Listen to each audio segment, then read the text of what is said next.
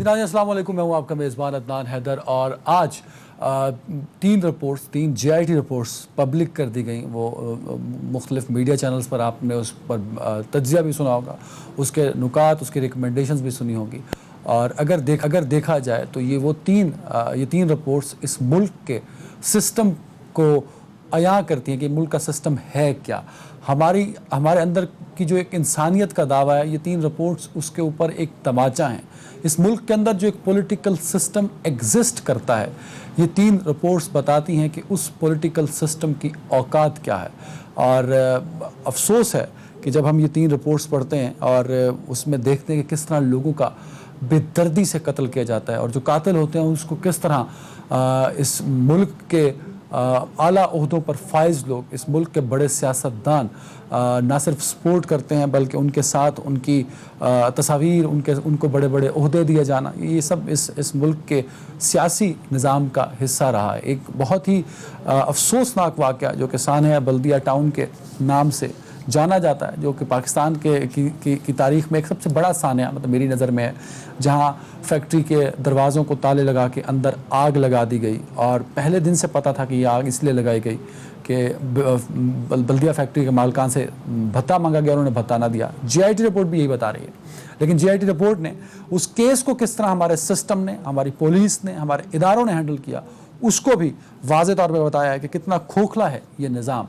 तो प्रोग्राम के शुरू में हम इस अफसोसनाक सिस्टम पर बात करेंगे। इन तीन JIT रिपोर्ट्स में जो पॉलिटिकल लिंक जोड़ा जा रहा है वो क्यों है और क्या वाकई पाकिस्तान का सियासी तबका ऐसे लोगों को सपोर्ट करता है, ऐसे लोगों की हिमायत करता है। प्रोग्राम के दूसरे हिस्से में इस मुल्क की सियासत में माइनस का बड़ा ज़ोर व शोर है और वो -1 है और वो -1 वफाक में होगा, किसी सूबे में होगा। जब -1 का मतलब है क्या और उसके लिए क्या गवर्नमेंट और अपोजिशन दोनों अपने अपनी तरफ से कोशिश कर रही हैं या नहीं, उस पर बात करेंगे। और प्रोग्राम के तीसरे हिस्से में इमरान खान साहब ने आज वाजे कर दिया कि ज़ख़ीरा अंदोज़ों के ख़िलाफ़ एक बड़ा ऑपरेशन होगा। ऐसा ये ऐलान उन्होंने कुछ महीने पहले किया था और उसके बाद चीनी का बहरान आया, फिर आटे का बहरान आया। वो बहरान टला तो नहीं, ना ही चीनी सस्ती हुई, ना ही आटा सस्ता हुआ। लेकिन JIT कमीशन की रिपोर्ट सामने है। उस कमीशन की रिपोर्ट के बाद सियासी पेचीदगियाँ तो पैदा हो गई, लेकिन अवाम को सहूलत नहीं मिल सकी। तो जो इमरान खान साहब बार बार दावा कर रहे हैं कि इस मरतबा ज़ख़ीरा अंदोज़ों के ख़िलाफ़ कार्रवाई होगी क्योंकि ज़ख़ीरा अंदोज़ों की वजह से मुल्क में महंगाई बढ़ती है, तो क्या गरीब तक वो महंगाई ख़त्म हो पाएगी या नहीं हो पाएगी, इस पर बात करेंगे। और साथ ही कराची में बादल बरसा है, अब्र रहमत कहा जाता है, लेकिन कराची वालों के लिए अब्र रहमत ज़हमत बन गई है। जिन इलाकों में बारिश एक ख्वाब होता है, वो ख्वाब आज शर्मिंदा ताबीर तो ज़रूर हुआ, लेकिन कराची की सड़कें दरिया बन गई, लोगों की ज़िंदगी अजीरन हो गई। कराची जो कि पिछले कई हफ्तों से बिजली के बहरान का शिकार था, आज की बारिश के बाद वो बहरान मज़ीद पेचीदा हो गया। अगर वक्त बचा, बल्कि हम कोशिश करेंगे कि एक एक मिनट हम इस पर भी बात करें। मुझे ज्वाइन कर चुके हैं पाकिस्तान तहरीक इंसाफ से सीनियर रहनुमा और अपोजिशन लीडर, पाकिस्तान तहरीक इंसाफ से इनका ताल्लुक है, फिरदौस शमीम नकवी साहब। फिरदौस भाई बहुत शुक्रिया वक्त देने के लिए। डिप्टी सेक्रेटरी जनरल पाकिस्तान मुस्लिम लीग नून अता तारड़ साहब हैं। अता भाई बहुत शुक्रिया वक्त देने के लिए। और कराची से मेंबर नेशनल असम्बली आगा रफ़ीउल्लाह साहब फ़ोन पे ज्वाइन करेंगे। आगा साहब बहुत शुक्रिया। फिरदौस भाई आप ऑडियो पेश लिए हैं कि वीडियो पेश लिए हैं कि DSNG पहुँच नहीं सकी और वेदर की वजह से रोड नेटवर्क जो है वो बड़ा मुतासिर हो चुका है कराची का। इस पर हम प्रोग्राम के आखिर में बात करेंगे। अता भाई और आगा रफ़ीउल्लाह साहब की इजाज़त से मैं फिरदौस साहब से शुरू करना चाहूँगा। फिरदौस भाई, अच्छा फिरदौस साहब को दोबारा कांटेक्ट कीजिए। अता तारड़ साहब, ये जो 3 JIT रिपोर्ट्स हैं जिसमें फिरदौस साहब आ गए। फिरदौस भाई, मैं आपसे इसलिए शुरू करना चाह रहा हूँ कि जो तीनों रिपोर्ट्स आ जाई हैं उनका ताल्लुक कराची से है। आप सियासतदान हैं, लेकिन उससे पहले सर आप कराची के रहने वाले हैं। आप अपोजिशन लीडर हैं, लेकिन उससे पहले आप कराची के एनवायरनमेंट को समझते हैं। आप MP हैं, लेकिन उससे पहले आप कराची में होने वाले पिछले गुज़श्ता 3 दहाइयों के वाक़यात को बड़ी बाखूबी आप जानते भी हैं, आप समझते भी हैं कौन उन वाक़यात के पीछे मुलव्वस था। JIT रिपोर्ट में सर जो पॉलिटिकल लिंक है, वो उज़ैर जान बलोच का हो, वो निसार मुराई का हो, या वो रहमान भोला का हो। मैं चाह रहा हूं कि क्या आपको लगता है कि वाकई हमारा पॉलिटिकल सिस्टम इतना बुरा है कि वो कातलों को, वो डकैतों को, वो वारदातों को ना सिर्फ सपोर्ट करता है बल्कि उनको जगह फराहम करता है, एक ऐसी जगह के जहां बैठ के वो ब्यूरोक्रेट्स और पुलिस के आला ओहदों के तबादले भी करवा सके। सर, तो पहले तो मैं प्रोग्राम के आगाज में आपकी वालदा की इस वक्त में ताज़ियत भी करना चाहूँगा और इंशाल्लाह हाजिर भी हूँगा दुआ के लिए। मुझे अभी खबर मिली, जो आमीन। बात आपने कही है, मैं समझता हूँ उससे ज्यादा अफसोसनाक बात, जब ये आग लगी थी तो मैं बल्दिया की फैक्ट्री गया, लगी हुई थी जिस वक्त पहुंचा था, लेकिन उसके वक्त तक सारी डैमेज हो चुकी। मुझे जो बात सबसे ज्यादा हैरान हुई कि इतनी ट्रकें खड़ी हुई थी, इतने फायर टेंडर्स खड़े हुए थे। मैंने साला सवाल पूछा कि ये दीवारों में ये खिड़कियां तोड़ी क्यों नहीं जा सकी, तो उस वक्त मुझे कोई जवाब देने को नहीं तैयार। बाद में इलाके के लोगों ने, जो हमारे पार्टी के लोग थे, उन्होंने कहा जी तोड़ने नहीं गए, वरना आप सोचे नहीं, जिस कौन नहीं फैक्ट्री तोड़ने दे रहा सर, ये जरा बात क्लियर कर दीजिए, क्योंकि बड़ा अहम नुक्ता आपने उठाया। ये तो जेआईटी में भी नहीं है सर, कि आप मैं कितनी देर आपको बता बाद पहुंचे और किस कौन नहीं तोड़ने दे रहा था। मैं तो आपको बता रहा हूँ ना। आप ये सोचें कि ब्लॉक की दीवार है, एक ब्लॉक की दीवार जिसके पीछे 300 लोगों की चीखें आ रही, जी। और आप अगर उसके अंदर एक ट्रक घुसेड़ देते जिसकी 40-50 लाख की कीमत हो, तो वो दीवार तो टूट जाती, रिवर्स करके मारते, वो लोग बच जाते। ये आज तक इस जेआईटी ने भी नहीं कवर किया। वहां बदमाशी ये चल रही थी कि कोई तोड़ भी नहीं सकता दीवार, और इसके पीछे यही जालिम लोग का हाथ है, जिनके नाम आए यही हम्माद सिद्दीकी, और जिनके नाम नहीं आए हैं वो इनके सरपरस्त हैं, जिन्होंने इनको ट्रेनिंग दी है।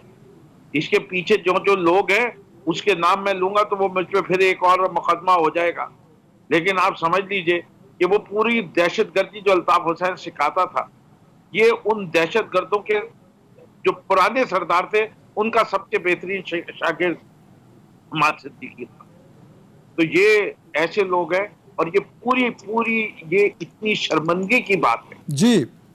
सिंध की हुकूमत के लिए। ये 8 साल तक ऐसी जेआईटी पे बैठे रहे, इनको सर शर्म नहीं। Got the point. मैं चाहूंगा एक एक मिनट है, अगर सब पे बात करना, उज़ैर जान बलोच की जेआईटी पे भी आ जाइए सर। ये तो बड़ा अच्छा नुक्ता आपने मुझे दे दिया। उज़ैर जान बलोच की जेआईटी जो है, इसके अंदर अभी मेरे लिहाज से ये पूरी जेआईटी नहीं आई, ये हदफजुदा जेआईटी, ठीक है जी। लेकिन ये भी जेआईटी के ऊपर उसके अंदर बड़ा क्लियरली लिखा गया है कि जो जे उसका बयान हल्फी, मेरे ख्याल से आपका ये तार साहब ज्यादा बेहतर बता सकेंगे, 160 के तहत या 164 के तहत जो दिया जाता है, 164 164 164 164 जो बयान हल्फी है, वो देता है जज के सामने, और जेआईटी नहीं इन्वेस्टिगेट कर सकी ये चीजों को। कुछ सोचने की बात है। उस जेआईटी को या तो फारिग कर देना चाहिए कि एक आदमी बयान हल्फी कोर्ट में दे रहा है और वो बातें जो हैं वो जेआईटी में नहीं नजर आ रही, या ये जेआईटी वो जेआईटी नहीं है जो असली जेआईटी। ये मैं ये इतना बड़ा है इस जेआईटी के अंदर जो सर बयान किसने हल्फी। इन्फ्लुएंस किया, किसने इन्फ्लुएंस किया आपके ख्याल में? अगर ये वो जेआईटी नहीं है और आप कह रहे हैं कि इसमें कुछ चीजें हजफ कर ली गई हैं, तो किसने की? क्या जेआईटी में पॉलिटिकल इन्फ्लुएंस रहा? तो किस पार्टी का रहा या किसका रहा वो? आई एम सॉरी टू से जी। कि इस मुल्क के अंदर जो बात आपने कही थी, इस मुल्क के अंदर बदमाशों को इस्तेमाल किया जाता है पॉलिटिकल मैनिफेस्टेशंस के लिए, अपनी सियासत के लिए, और ये पार्ट पाकिस्तान के दही इलाकों में और कराची के अंदर खासतौर पे एक दौर में अर्बन एरियाज में भी, और जो पार्टी जहां जीतती रही है वो इसी बदमाशी के सिलसिले में जीतती रही।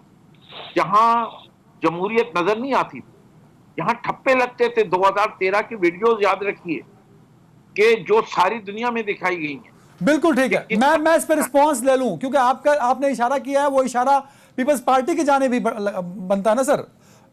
दोनों तरफ एमक्यूएम लंदन, पीपल्स पार्टी दोनों इख्तियार में रहे। एमक्यूएम तो अब आपके साथ भी है ना सर, तब तो वो भी शामिल थे। अगर वो एमक्यूएम तो नहीं, अल्ताफ हुसैन वाली फर्क हो गया भाई, ये अलग अलग अलग बहस है ना, इस पे हम फिर लंबी बहस कर सकते हैं। अगर रफीउल्लाह साहब, sir over to you sir. Uzair Jan Baloch Pakistan Peoples Party से, क्या आप मानते हैं कि उसका ताल्लुक पॉलिटिकल एफिलिएशन पाकिस्तान पीपल्स पार्टी से थी? और जो जेआईटी में उन्होंने बार बार तज़किरा किया फरियाल तालपुर साहिबा का, क्या उसमें कोई सदाकत है सर? कितना डैमेजिंग है पीपल्स पार्टी के लिए? बिस्मिल्लाहिर्रहमानिर्रहीम।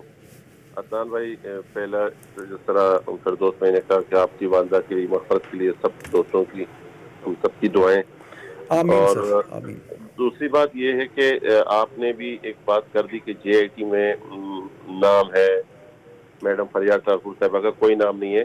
देखें, JIT वो है जो सिंध गवर्नमेंट की होम डिपार्टमेंट की वेबसाइट पर मौजूद है, जो आपको और दूसरों को मिली है, जिसमें तमाम मेंबरान के साइन हैं। वो झूठी है, सच्ची है, JIT यही है जो बनी थी और JIT की रिपोर्ट की है। अब आप दूसरी साइडों पे जाएंगे तो फिर बहस जो है, हम असल मकसद से हट जाएंगे। असल बात यह है कि देखें, वो तमाम लोग जो इस शहर का अमन और सुकून तबाह कर रहे थे, वो आज कहाँ पर बैठे हैं, सिर्फ ये देख लें। उस JIT में जो मौजूदा JIT जिसमें नाम क्लियर मौजूद है, वो लोग आज कहाँ पर गवर्नमेंट में किस हिस्से में किधर बैठे हुए हैं। तो इस शहर का अमन तबाह करने में हमेशा एक माइंडसेट का रहा है, और वो माइंडसेट हमेशा इक़्तिदार में रहे, वो आज भी इक़्तिदार में। मैं आपको सिंपली बताऊं, अगर आप समझना चाहें, नहीं आप दाएं बाएं मोड़ेंगे। आप जिस तरह नेक फिरदौस शमीम नकवी साहब बैठे हैं, कितनी मतलब अजीब बात है कि मुझे आप पावर किस चीज के लिए, अवाम हमें वोट किस चीज के लिए देते हैं, इस चीज के लिए देखे हमें पावर में ला के हम डिसीजन लें। आज मुझे बड़ा अफसोस हुआ कि तहरीक इंसाफ के इलेक्ट्रिक के सामने एहतजाज कर रही है। इनको तो चाहिए कि इस टाइम डिसीजन लें, गवर्नमेंट में, पावर में, इनको चाहिए कि डिसीजन लें। गवर्नमेंट सिंध में सर पीपल्स पार्टी के आगा भाई PTI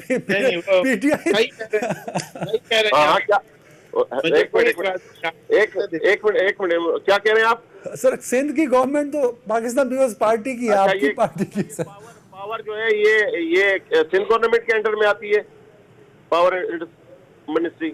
नहीं सर, KC, मैं KC की बात कर रहा हूँ जनाब।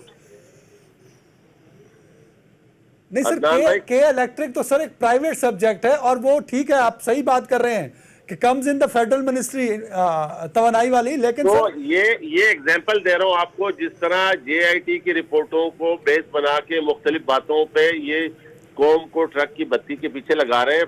मौजूदा दौर में लोगों का मसला ये है कि आप हमें जो हमारी बुनियादी सहूलतें हैं, जिसके लिए आपने कौम को होप दी, उस पे आए। आगा साहब, अगर मैं PTI में होता तो मैं इस सवाल को डिफेंड जरूर करता कि PTI क्यों के इलेक्ट्रिक के सामने एहतजाज कर रही है, लेकिन मैं PTI से नहीं हूं सर, तो ये अपने टर्म पे फिरदौस भाई इसका जवाब देंगे। मेरा जो सवाल था स्पेसिफिकली सर, मैं क्योंकि आप पीपल्स पार्टी के सियासी वर्कर हैं, फिर आप MNA भी हैं, आप एक अहम रहनुमा हैं। उज़ैर जान बलोच का पीपल्स पार्टी से सियासी, ये भी लोटे हैं, ये भी याद रख लीजिएगा, PTI छोड़ के कहते।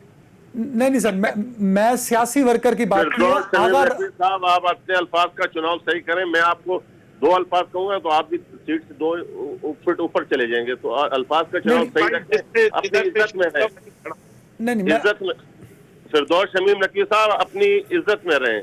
मैं अगर कोई लूज टॉक करूंगा जो हमारी रीत नहीं है, जो हमारी रिवायत नहीं है, जो हमें सियासी तौर पे ना माँ बाप ने सिखाई ना खानदान ने सिखाई, तो अल्फाज का चुनाव वैसे करें कि आपको तकलीफ ना हो।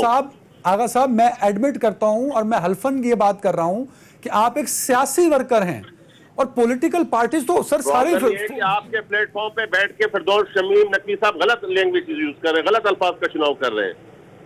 नहीं, पाकिस्तान जबान यही है तब्दील कर रही है। ये अल्फाज मैंने फिरदौस शमीम नकवी साहब किसी के लिए नहीं किए, ना मेरा दिल मानता है इस किस्म के अल्फाज। आप एक बाइज्जत शहरी हैं पाकिस्तान के। मैं चाहूंगा कि आपके पीछे एक पॉलिटिकल वर्कर लोगों की आपको फॉलोअर्स है। मैं नहीं चाहूंगा कोई ऐसी बात करो जिससे आपको या आपके फॉलोअर्स को ठेस पहुंचे।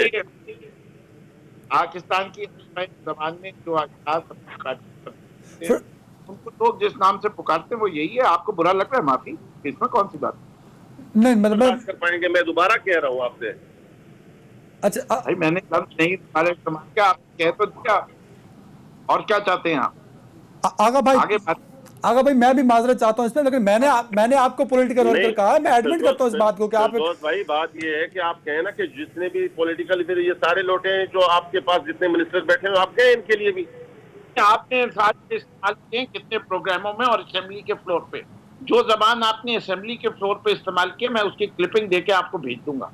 मुझे उस पर इतराज नहीं। आज आप मैंने कहा था, लेकिन मैंने माजरत कर ली आपके इस प्रोग्राम में। अदनान साहब की वजह से प्रोग्राम आगे चले। जी आगे बढ़ते हैं। आगा साहब उन्होंने माजरत कर ली इस बात पे। ओके शमीम भाई, आगे बढ़ते हैं सर, आगे बढ़ते हैं। आगा साहब क्या उज़ैर बलोच का पीपल्स पार्टी से कायम ताल्लुक जो जेआईटी जितना बता रही है, ये जो मीडिया में रिपोर्ट हो रहा है तस्वीरों को सामने रखते हुए, क्या वो ताल्लुक साबित है? आप भी समझते हैं कि ताल्लुक रहा है उज़ैर बलोच का? 2011 में अमन कमेटी बैन हुई, 2012 में अमन अवार्ड दे दिया, ये तो सबने देखा सर। पुराने इंटरव्यूज आप सीनियर सहाफियों को उठा के देखिए, उसमें वो अवार्ड दिखाए जा रहे हैं कि जो उनको मिले। सर मेरी थोड़ी सी रिक्वेस्ट यहाँ पर सुनिएगा, थोड़ी सी मुझे वक्त दीजिएगा। देखिए, मेरे हल्के में बहुत से ऐसे लोग हैं जो अपने बहुत से वक्त में मुख्तलिफ किस्म के क्राइम में या जराइम में नहीं होते थे, जिनका मेरे साथ तस्वीरें हैं, जिनका मेरे साथ पॉलिटिकल एक बैकग्राउंड रहा है, लेकिन किसी टाइम पे आके वो अगर किसी भी किस्म की क्रिमिनल एक्टिविटी में है तो नथिंग, उसका मेरे से कोई ताल्लुक नहीं है।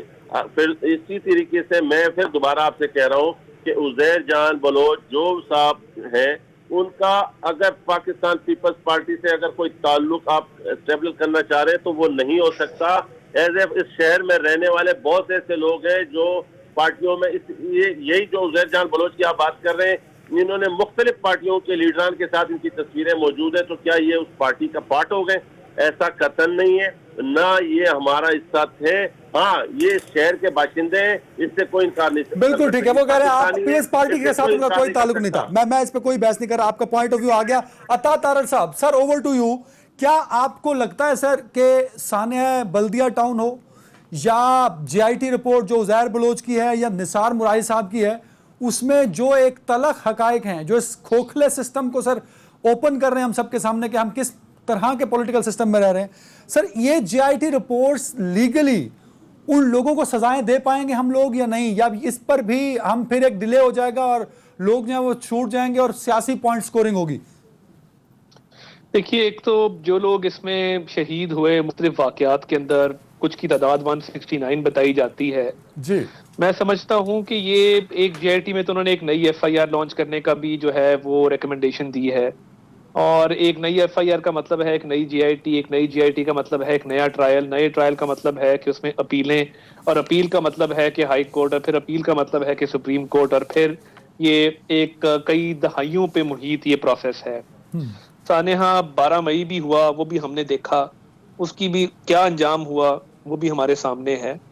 मैं समझता ये हूं कि इसके अंदर जो लोग चले गए उन्होंने तो वापस नहीं आना, मगर जो निज़ाम अदल है, ये तमाम पॉलिटिकल पार्टीज के लिए एक लम्हा फिक्रिया है कि निज़ाम अदल इस मुल्क के अंदर ठीक नहीं हो सका, और वो इंसानी जानों की जहां तक बात आती है उसमें तमाम पॉलिटिकल पार्टीज, मैं समझता हूं कि इस हवाले से उनको अपना किरदार अदा करना चाहिए। और कराची की अगर आप स्पेसिफिकली बात करें, और 2013 से 18 हम वफाकी हुकूमत में थे, प्राइम मिनिस्टर नवाज शरीफ के आप विजिट्स देख लें कि वो कराची कितनी दफ़ा आए, और तमाम स्टेक होल्डर्स, वो गवर्नमेंट ऑफ सिंध हो, वो रेंजर्स हो, वो हमारी आर्म्ड फोर्सेस हो, वो पुलिस हो, वो होम डिपार्टमेंट हो, सबको एक पेज पे किया। और अल्हम्दुलिल्लाह सबकी काविशों से, मियां नवाज शरीफ की क़यादत थी, वो प्राइम मिनिस्टर थे और उन्होंने प्राइम मिनिस्टर की तरह एक्ट किया। वो मुस्लिम लीग के चेयरमैन या सदर के तौर पे एक्ट नहीं कर रहे थे। अभी भी मेरी गुजारिश है, ये अलग बात है कि हुकूमत बिल्कुल नाकाम हो गई है तमाम फ्रंट्स पे और इमरान खान साहब को हम बर्दाश्त करने को तैयार नहीं हैं, मगर एक दिन मुझे बता दें कि उन्होंने तरीके इंसाफ के चेयरमैन की बजाय वजीर आजम पाकिस्तान की तरह एक्ट किया हो, सूबों को जोड़ने की बात की हो या सूबों का नाम लिया हो।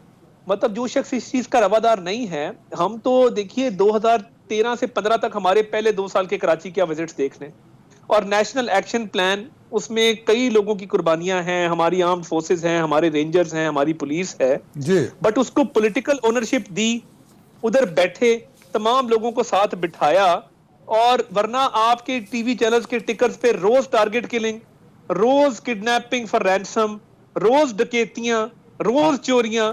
यानी कराची की अता भाई आपको क्यों लगता है कि मौजूदा हुकूमत नाकाम हो गई है? सर कोरोना आ गया, उसके अलावा इकोनॉमी के बुरे हालात थे, वो तो थे सर, वो तो डार साहब भी मानते हैं कुछ चीज़ों को उन्होंने रुपए की वैल्यू को रखा, फिर उन्होंने जो जीडीपी था वो मेंटेन किया, देयर वर अदर फैक्टर्स, वो तो इसहाक साहब, डार साहब भी इस बात को मानते हैं। तो बड़े बुरे हालात में हुकूमत 2 साल तो चल गई ना अता भाई, आप फिर कहते हैं कि हुकूमत नाकाम हो गई, वो किस कॉन्टेक्स्ट में कहते हैं सर, ताकि मैं अगला सवाल फ्रेम कर सकूं? देखिए इन्होंने हमारी जो जीडीपी ग्रोथ थी, 1 साल झूठ बोला कि वो 3% पे है, वो 1.9 पे थी, और जो -4.4 का फिगर है वो प्री कोविड है, वो तो कोविड से पहले का है, वो तो फरवरी के एंड का है। और आप देख लें कि हफीज पाशा साहब जैसे रिनाउंड इकोनॉमिस्ट ने क्या बात की, फरूख सलीम साहब ने क्या बात की, शहबाज राना साहब ने क्या बात की। यानी ये न्यूट्रल इकोनॉमिस्ट हैं जो सारे इस बात की तस्दीक करते हैं कि मईशत को तबाह करके रख दिया गया। देखिए अदनान साहब, मैनेजमेंट का फेलियर, एडमिनिस्ट्रेशन का फेलियर, पॉलिटिकल मैनेजमेंट का फेलियर हो गया यहाँ पे। यानी इनसे अपने इत्तेहादी अपने पार्टी वाले संभाले नहीं जा रहे हैं। और मैं इतने अफसोस की बात बिल्कुल ठीक है कि कोरोना के सबसे कम केसेस कोरोना के आजाद कश्मीर और गिलगित बल्तिस्तान में थे। इन्होंने गवारा नहीं किया कि वजीर आजम के मुंह से नाम निकले कि जी ये दो जगह पे केसेस मुझे रिस्पॉन्स लेने दें। गवर्नमेंट को जहाँ क्रेडिट देना है दो भाई।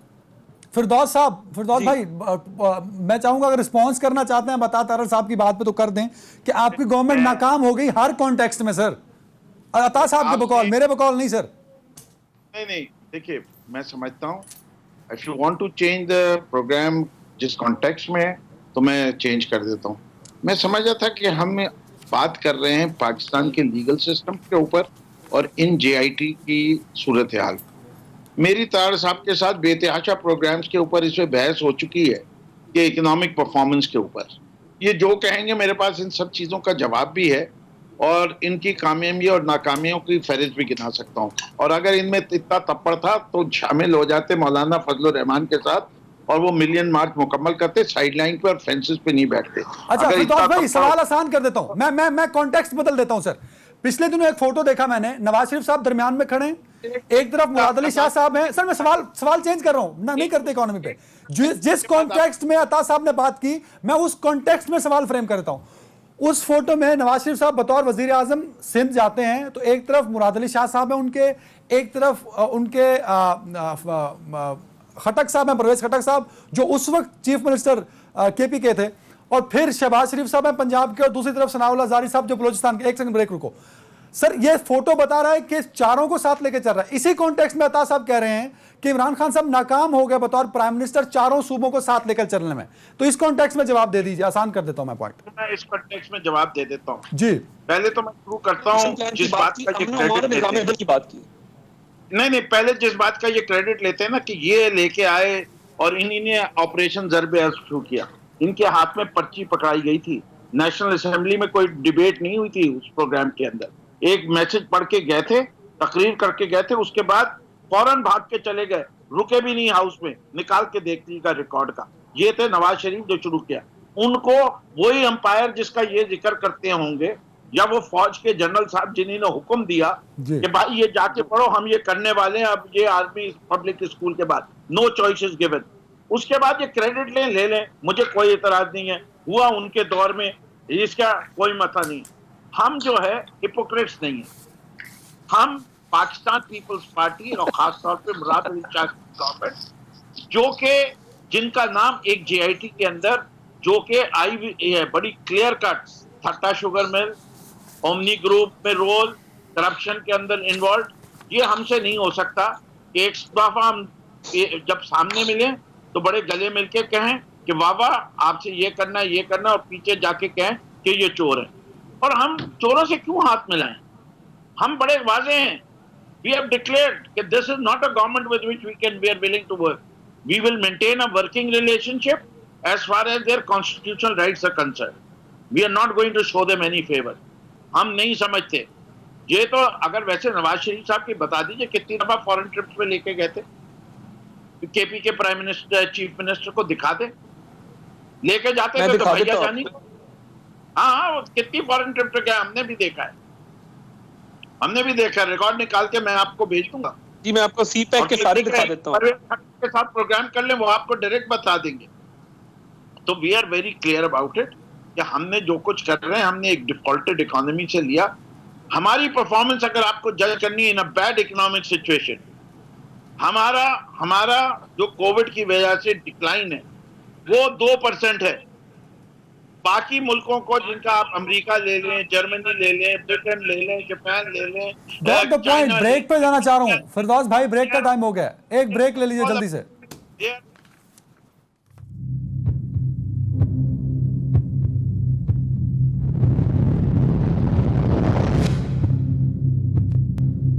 नाज़रीन, आगा साहब आपकी तरफ आ रहा हूं, मैं चाह रहा हूं कि टू द पॉइंट अगर जवाब मिल जाए बिना बाईपास हुए तो मैं आगे बढ़ सकूंगा, टाइम बहुत कम है मेरे पास। सर यही रिपोर्ट जो आज पब्लिक हुई जिसमें निसार मुराई साहब हैं सर, ये डॉक्टर थे 2008 और 9 तक, उसके बाद 2014 में ये चेयरमैन फिशरीज बना दिए गए, इनका ताल्लुक भी पीपल्स पार्टी से। अच्छा जो उजैर जान बलोच साहब हैं सर, मैं मान लेता हूं कि फोटोज कभी भी मैटर नहीं करते, वो कहीं भी लोग इकट्ठे हो रहे होते हैं हल्के में तो वो फोटोज बन जाते हैं, I agree with this point sir. लेकिन उनका जो 164 का बयान है, अता तारड़ साहब लीगल एक्सपर्ट भी हम में मौजूद हैं चारों में, तो वो बयान सर बड़ा मैटर करता है और उसको भी जेआईटी डिनाई नहीं कर रही सर, जिसमें 198 लोगों का कत्ल है सर।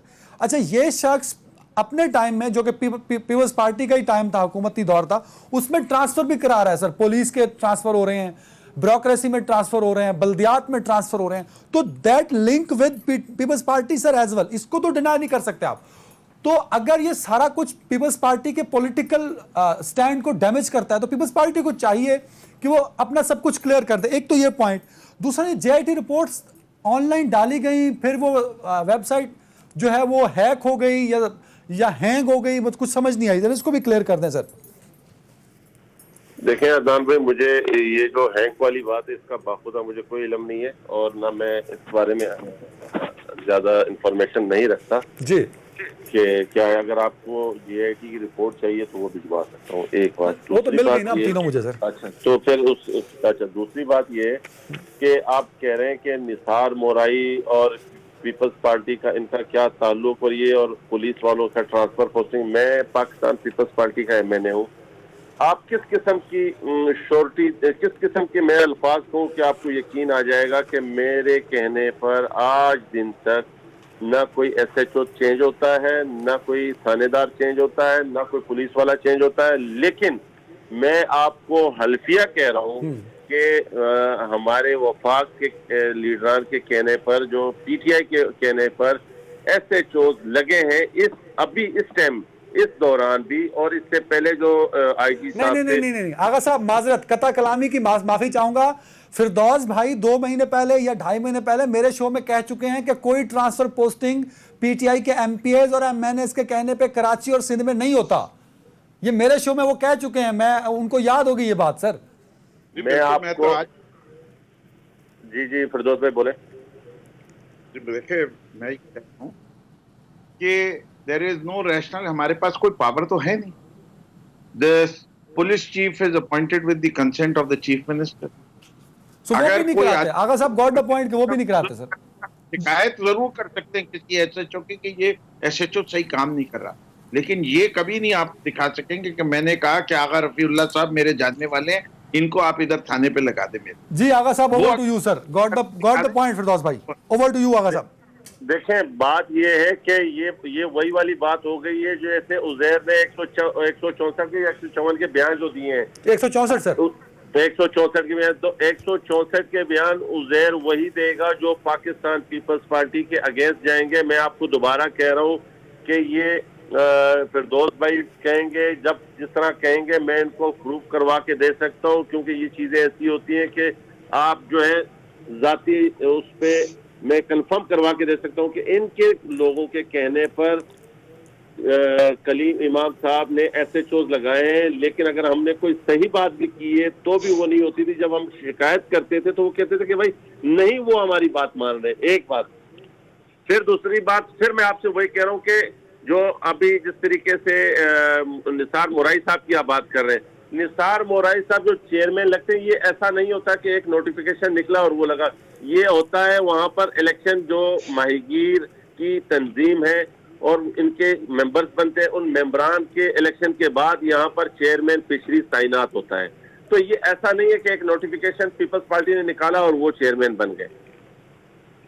सर ठीक है ना, ये तो बड़ी अच्छी बात है। मैं ये कह रहा हूं कि इन जेआईटी रिपोर्ट ने जो डैमेज इन फ्यूचर या कर दिया अभी भी और कर भी रही है, टीवी स्क्रीन पर, कल अखबारात में भी छपेगा, तो पीपल्स पार्टी को चाहिए कि जो एलिगेशंस पीपल्स पार्टी से लिंक्ड हो रहे हैं सर, या पीपल्स पार्टी की लीडरशिप से हो रहे हैं, तो उसको एटलीस्ट क्लियर तो करें ना, ताकि हम भी सवाल पूछना छोड़ दें और आवाम के दिमाग में, माइंड में जो कंफ्यूजन है वो भी दूर हो जाए। सर मेरी बात सुनिएगा, देखें जी, जो जेआईटी रिपोर्ट आज आप लोगों ने देखी वैसे है, कल अली उसमें जैदी कहीं- साहब भी एक प्रेस कॉन्फ्रेंस कर रहे हैं जो इसी से रिलेटेड है, जिसका हाँ, ताल्लुक तो पीपल्स पार्टी से जुड़ता है। देखें यही तो मजे की बात है। हम तो चाहते हैं कि अब जो फ्लोर ऑफ द हाउस उन्होंने जो बात की है उसको प्रूफ करें, क्योंकि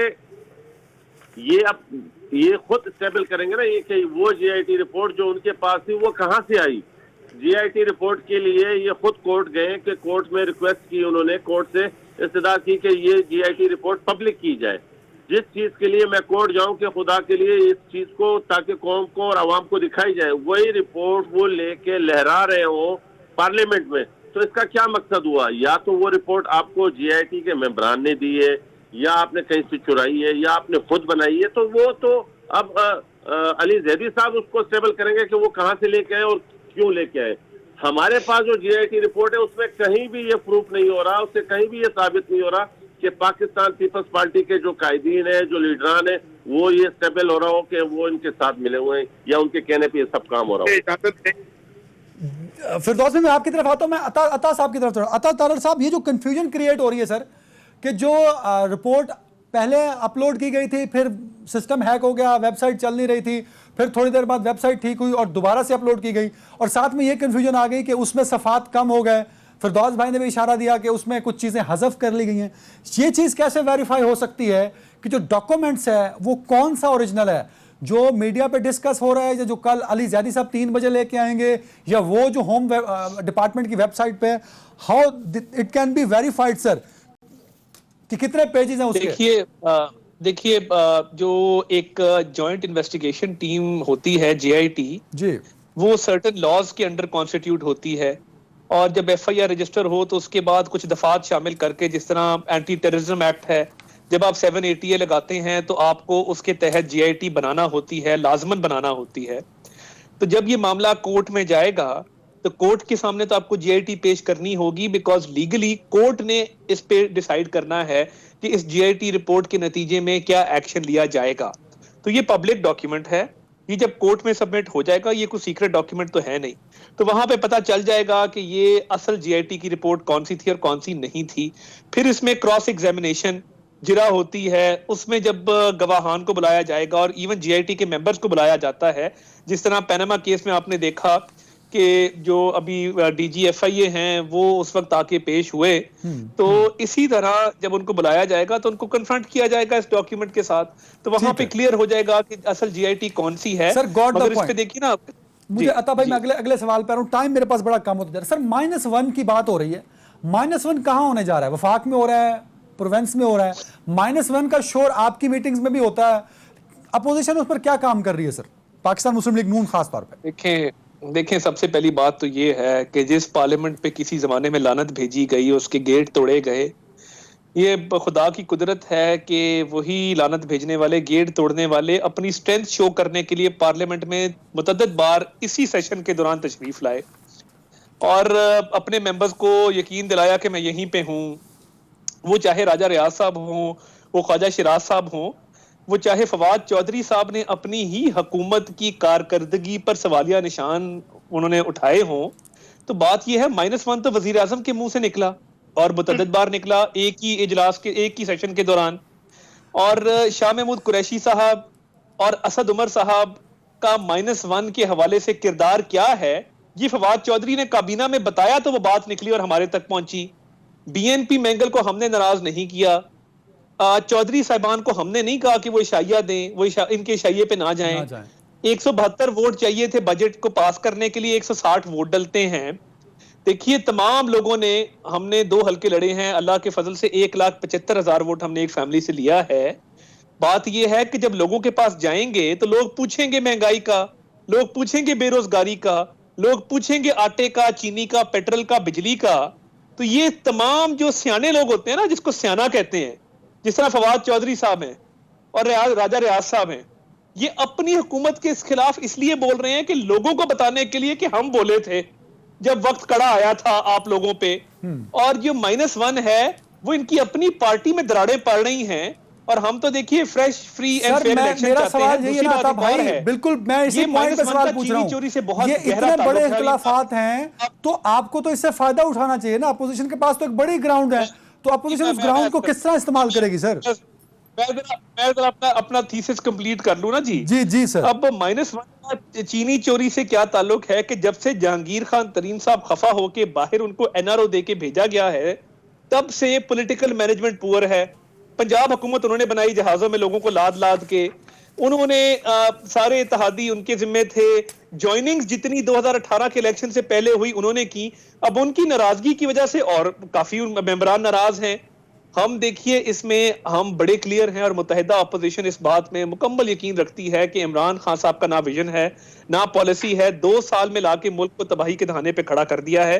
और जो 7.5 साल में जो 7 साल में KPK में दूध और शहद की नहरें बह रही हैं, वो उनकी नाकामी का मुंह बोलता सबूत है। ना टैक्स रिफॉर्म, बिल्कुल सही सर। ब्रेक पे जाना, फिरदौस साहब की तरफ बढ़ना है मुझे सर। अता भाई, फिरदौस साहब, आप तो सिंध में तब्दीली की बात करते थे सर, यहाँ तो -1 की आवाज फेडरल से उठी, जो खबरों में बात है, जो जराए बताते हैं।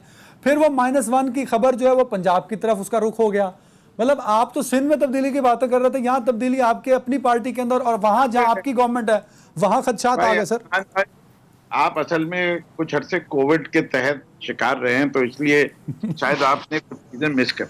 जी सर। एक तो कितनी अजीब बात है कि वो लोग जो कहते हैं कि ये पार्लियामेंट सिलेक्टेड प्राइम मिनिस्टर के नीचे काम कर रही है, वो खुद पार्लियामेंट में बैठे। हमारे पे तो छोड़े, हमने जिस दिन जमहूरियत इलेक्शन लड़ा तो हमने तो अपने जमहूरियत का यकीन दिलाया। ये तो गुलाम लोग हैं, एक फैमिली के गुलाम है दोनों। जब तक शरीफ नहीं लगा हो और बिलावजह भुट्टो नहीं लगा हुआ हो, ये लोग तो मैदान में नहीं उतरने के काबिल। जैसे ये हटेंगे तो इनके अंदर जो दरारें हैं वो तो साफ नजर आ रही हैं। अगर वो दरारें नहीं होती, सदर का इलेक्शन जीत के दिखा देते, उस वक्त ये दोनों लड़ लिए आपस में। जो आजकल भाई बहन बने बैठे होते हैं ना, उनके भाई बहन होने के बहुत सारे हैं। इसी के ऊपर इनकी बीबी का स्टेटमेंट है कि नवाज शरीफ साहब ने उसामा बिन लादेन से पैसे पकड़े थे इलेक्शन के लिए, मैनिपुलेट करने के लिए। खुद बेनजीर का है, भेज दूंगा। तो ये तो छोड़ें कि इनकी बातें और इनके बातें। देखिए, NRO लेके चले गए कौन? इसाक डार। NRO लेके चले गए कौन? शहबाज शरीफ साहब के सारे साहबजादे। NRO लेके कौन चले गए? नवाज शरीफ साहब, जिनकी चमचे और प्लेटलेट्स दोनों का पता नहीं है किधर किधर है, बिखरे हुए हैं। नवाज शरीफ साहब को तो आपने भेजा फिरदौस भाई, वो तो NRO फिर आपने दे दिया ना। नवाज शरीफ साहब तो मैं तो सारे NROs की बात कर रहा हूँ ना। हम तो बहुत हम कहते हैं हम NRO नहीं देंगे, लेकिन ये कहते हैं देते हैं। तो जिस लिहाज का NRO का इन्हीं ने JKT का जिक्र किया, हम उससे ज्यादा NRO तो वो और बता देते, उनका भी तो जिक्र कर लेते ना। अगर ये आता ताड़ा साहब सच बोलने पे यकीन थे, ये कौन से वाले पे गए? जिस तरह अभी तो जहांगीर तरीन तो कहीं कन्विक्ट नहीं हुआ है, उसका नाम आया है एक JIT में। अगर इस चक्कर में इसी JIT के नाम और इंक्वायरी पे हमने रोकना शुरू किया लोग, तो ये इतना घबराएंगे, इतना रोएंगे कि मुझे क्यों रोका, मुझे क्यों रोका, मुझे क्यों निकाला, कि वो इनको रोना और धोना के अलावा कुछ आते ही नहीं है। तो मैं तो इनकी बात ही नहीं। मेंबर इनके मिलते हैं, शो कॉज नोटिस ये इशू करते हैं और कहते हैं कि इनके कम हो गए। पिछली दफा बजट पास हुआ था 29 वोट से डिफरेंस से, इस दफा हुआ है 42 वोट से डिफरेंस। किसके लोग कम हुए? हमारे कम हुए कि इनके कम हुए? वैसे आता भाई, आपको अपनी स्ट्रेंथ दिखानी चाहिए थी जो आपके पास थी, ताकि माइनस पर आपका स्टैंड स्ट्रांग रहता। हमारी इंशाल्लाह स्ट्रेंथ भी इंटैक्ट है। एक ब्रेक ले लेना मुझे, एक ब्रेक ले लें फिरदौस भाई, ब्रेक लेने दें।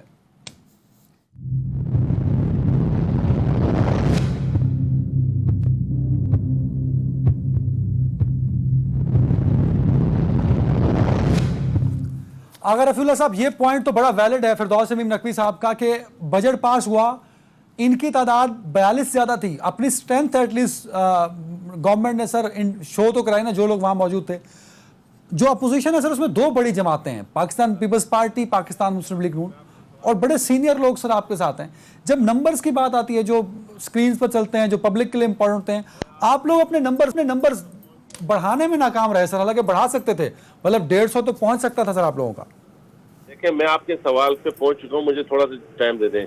पहली बात इन्होंने की कि जी हम गुलामाना ज़हन के लोग हैं, कि हम गुलाम हैं, कि हम कुछ भुट्टो साहब का नाम ना लगा हो और मियाँ साहब का ना लगा हो। मैं एक बात बता दूं कि हमने प्रूफ हमने प्रूव किया है कि हम पॉलिटिकल ऑर्गेनाइजेशन है और उसके लिए हमने अपनी जानों की कुर्बानी हमारी लीडरशिप ने दी है इस पॉलिटिकल निजाम को रोकने के लिए। हमने कभी ये नहीं कहा कि इमरान खान का नाम बड़ा है और पीटीआई छोटी है, इमरान खान नहीं होगा तो कुछ नहीं होगा। हमने ये नहीं कहा। हम कहते हैं कि पॉलिटिकल निजाम, ये पॉलिटिकल सिस्टम ये होगा तो ये मुल्क और ये रियासत और ये सियासी निजाम मजबूत रहेगा। हमारा ये पॉलिटिकली नैरेटिव और यही हमारी सोच है।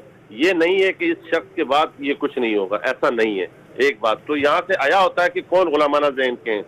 फिर उसके बाद आप कह रहे हैं कि मेंबर देखें, अफसोस की बात यह है कि मैं बार बार ये कह रहा हूं कि पॉलिटिकल वर्कर इन चीजों को समझते हैं कि जब आपके अपने एमएनए ये कह रहे हो कि हमें फोन कर करके बुलवाया गया हो, जब आप खुद एक मेंबर को अपने हाउस में अपने साथ बिठाने के लिए एक रात में, आधी रात में 80-80, 90-90 करोड़ रुपए के चेक निकाल के कौमी खजाने से अपनी जाती पैसों की तरह एक मेंबर्स को, सिर्फ ओनली वन मेंबर्स को दे रहे हो। आप ये कह रहे हैं कि बजट में वोट डलवाने के लिए इन्होंने अपने एमएनए को पैसे दिए?